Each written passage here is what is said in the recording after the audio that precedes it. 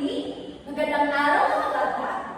Ako nga pala si Gina Julian at ako ang inyong guro sa Aralin Panlipunan E. Bago kayo magsuko, ay pakitignan niyo muna ang nilalagyan ng mga upuan kung mayroon bang masuka at maaari niyo ba itong pulutin. At pagkatapos ay ayusin niyo muna ang inyong mga upuan bago kayo umupo. Ayan, mabuti at kayo ay nakikinig. Mayroong iba ba kayo ngayon sa klase? Dito sa row 1, may lumiban ba? Dito sa row 2, may lumiban ba? Mabuti at walang lumiban. At dahil dyan, bigyan natin ng magagila ang ating mga sarili. Ganito lang ito gagawin. Isa, dalawa, tatlo. Isa, dalawa, tatlo.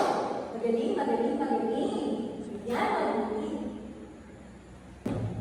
Bago tayo magsimula sa ating talakayin ng umaga, ay babasahin ko na ang ating alipunin sa ating klase. Una ay umupo ng maayos. Pangalawa ay itaas ang kamay kung may sumasabihin sa dulo. Pangatlo ay makinig na mabuti sa dulo.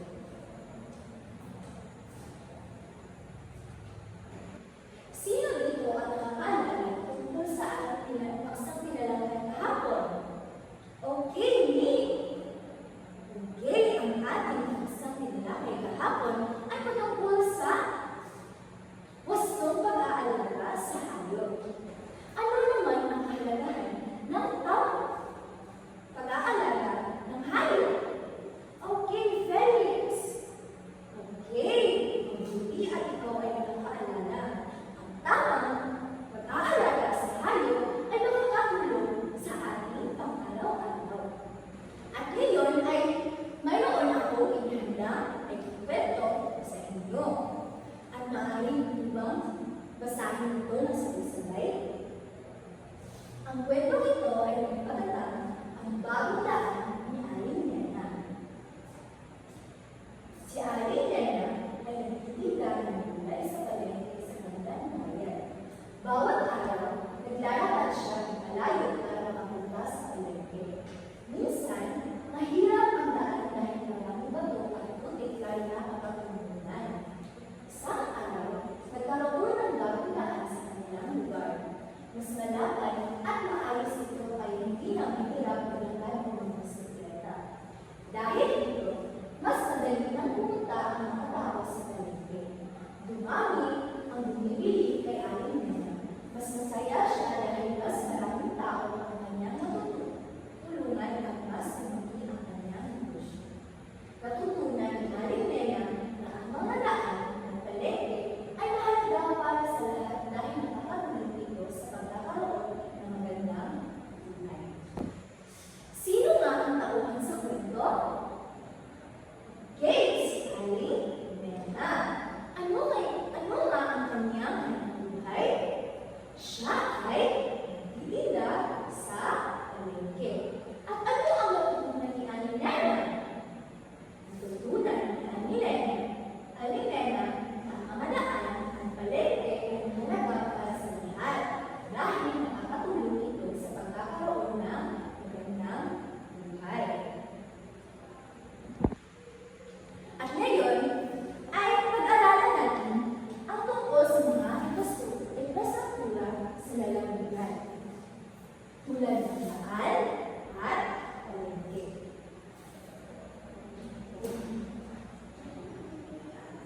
Basahin natin ang mga sumusunod ng pangungusap. Una, matitibay at malalakad ang mga kalsada sa lalawigan. Pangalawa, mahalaga ang mga kalsada dahil ito ang daan para makarating ang mga produkto sa pamilihan. Pangatlo, ang pamilihan ay isang lugar kung saan nagbibenta at bumibili ang mga tao ng mga produkto. At pang-apat, nakakatulong ang pamilihan sa ekonomiya dahil dito umiikot ang pera at negosyo. Panglima, pinadadali ng mga kalsada at pamilihan ang kalakalan sa lalawigan. Para sa inyong aktibidad ngayong umaga, ay ito ay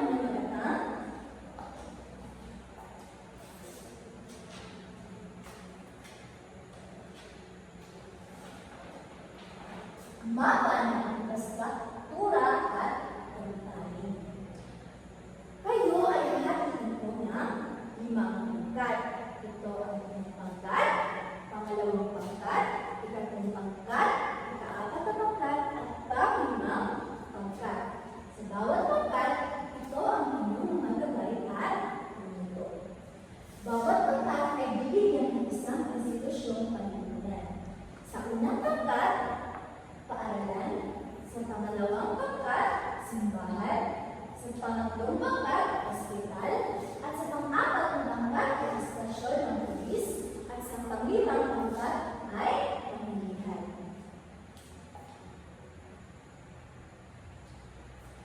Ayos, pagkatapos niyan, ayusin at ibigin. Bawat pagkat ay makatanggap ng mga hinungin na larawan para sa pangkat. Una, pangalawa, pangatlo,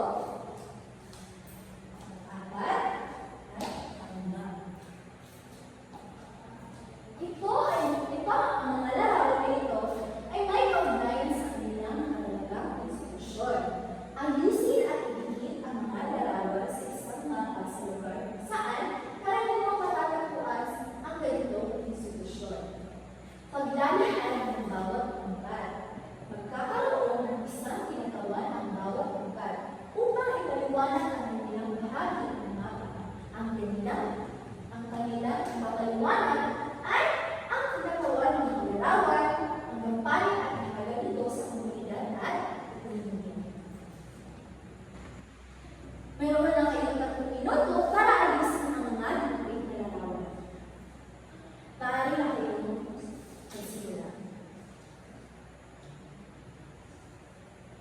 Mayroon na lang 1 minuto. Tapos na ba? Maaari nyo na higit sa harap. Ayan ang mabuti at dahil ang lahat ng pangkat ay nakakuha na tamang sagot. At dahil dyan, bigyan natin ng magulang ang ating mga sarili. Isa, dalawa, sarili, magaling. Mayroon ba kayong ideya kung ano pa sa ating pagdalaw ngayong umaga? Mabuti! Tungkol sa infrastruktura. Bago natin simulan ang ating pagdalaw ngayong umaga, ay babasahin mo muna ang ating mga layunin.